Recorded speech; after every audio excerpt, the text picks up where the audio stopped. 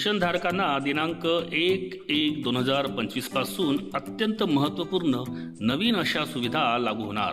तर नमस्कार मित्रमैत्रिणींनो, आपण बघत आहात माझे यूट्यूब चॅनल एज्युकेशनल मनोहर, ज्यावर आपल्याला पाहायला मिळतात इयत्ता 5वी ते 10वी पर्यंतचे इंग्लिशच्या विषयाचे व्हिडिओज, सोबतच इंग्लिशच्या ग्रामरचे व्हिडिओज आणि त्यासोबतच नागरिक आणि शासकीय कर्मचाऱ्यांसाठी इन्फॉर्मेशनल व्हिडिओज।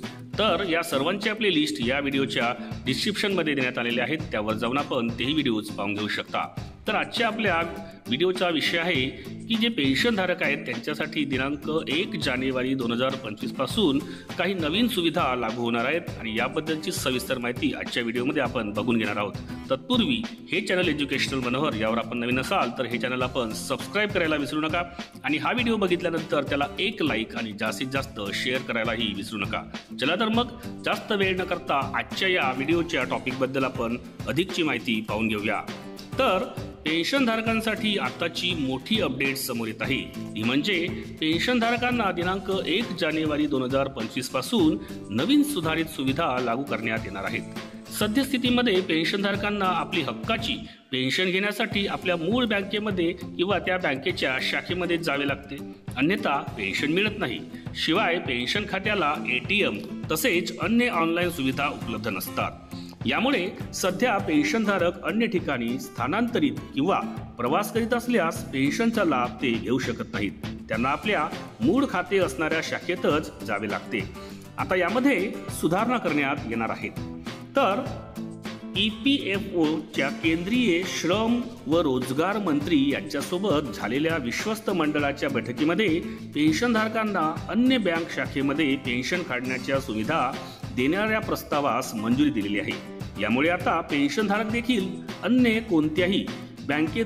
कोणत्याही बँकेच्या शाखेतून पेन्शन काढू शकणार आहेत आणि ही सुविधा त्यांना दिनांक 1 जानेवारी 2024 पासून सुरू केली जाणार आहे। केंद्रीकृत पेन्शन प्रणालीची मंजुरी हा एक प्रकारचा EPFOच्या आधुनिकीकरणामधील एक महत्त्वपूर्ण असा टप्पा असल्याने केंद्रीय मंत्री डॉक्टर मनसुख मांडविया यांनी सांगितले।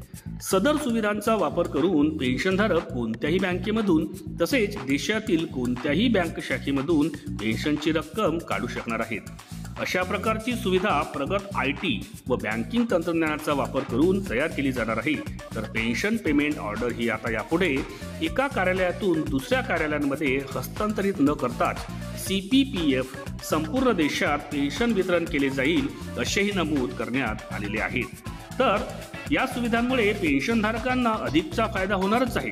सदर प्रणालीमुळे आता पेन्शनधारकांना पडताळणीकरिता बँकेत जाण्याची आवश्यकता राहणार नसल्याचेही यामध्ये स्पष्ट नमूद करण्यात आलेले आहे। तर एकंदरीत आजच्या व्हिडिओमध्ये मी आपल्यासाठी अतिशय महत्त्वाची बातमी घेऊन आलो होतो, ती अशी की जे पेन्शनधारक आहेत त्यांना यापुढे नवीन सुविधा लागू होणार असून त्यांना त्यांची पेन्शन घेण्यासाठी त्यांच्या बँक खात्यामध्येच फक्त ती घेता येणार नाही, तर इतर कोणत्याही बँकेमधून आणि कोणत्याही बँकेच्या शाखेमधून त्यांना ती पेन्शन मिळू शकणार आहे। तर एकंदरीत ही अतिशय महत्त्वपूर्ण अशी पेन्शनधारकांसाठी महत्त्वाची बातमी मी आपल्यासाठी घेऊन आलो आणि त्यामुळेच या व्हिडिओला आपण जाता जाता एक लाईक आणि जास्तीत जास्त शेअर करायला विसरू नका।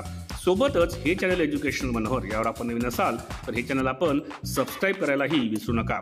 अशाच पद्धतीचे कर्मचारी आणि नागरिकांसाठी महत्त्वाचे माहितीपर व्हिडिओ जर आपल्याला बघायचे असतील तर त्यांची प्लेलिस्ट या व्हिडिओच्या डिस्क्रिप्शनमध्ये इन्फॉर्मेशन एज्युकेशनल मनोहर या नावाने देण्यात आलेली आहे, त्यावर जाऊन आपण आपल्या कामाचे बाकीचेही व्हिडिओज पाहून घेऊ शकता। चला तर अशाच एका माहितीपर व्हिडिओमध्ये पुन्हा एकदा मी आपली भेट घेणार आहे। तोपर्यंत माझ्या सर्व कर्मचारी बंधू भगिनींना माझा नमस्कार।